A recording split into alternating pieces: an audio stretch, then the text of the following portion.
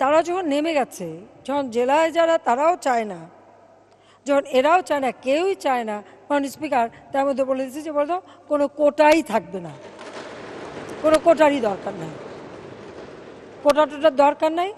ঠিক আছে, বিসিএস যেভাবে পরীক্ষা হবে মেধার মাধ্যমে সব নিয়োগ হবে, এতে তো আর কারো আপত্তি থাকার কথা না।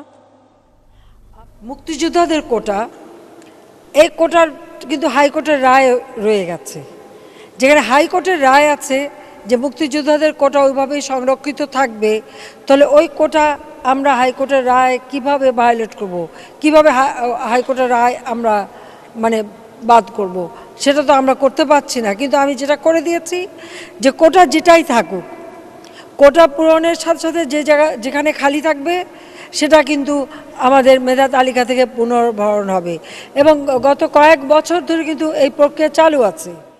সরকারি চাকরিতে প্রথম ও দ্বিতীয় শ্রেণীর মুক্তিযোদ্ধা কোটা সহ সকল কোটা পদ্ধতি বাতিলের সিদ্ধান্ত অবৈধ ঘোষণা করে রায় দিয়েছেন হাইকোর্ট।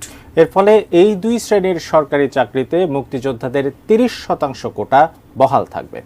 দেশের প্রিয় তরুণ যুবক ও ভাই বোনেরা, আপনাদের অনেকেরই মনে আছে 2018 সালে কোটা বিরোধী আন্দোলনের সময় স্বৈরাচারী হাসিনা কোটা প্রত্যাহারের আশ্বাস দিয়েছিল। এখন আবার আদালতকে ব্যবহার করে সেই কোটা ব্যবস্থা পুনর্বহাল করেছে। আজ এটি স্পষ্ট যে এটি ছিল শিক্ষার্থীদের সঙ্গে প্রতারণা।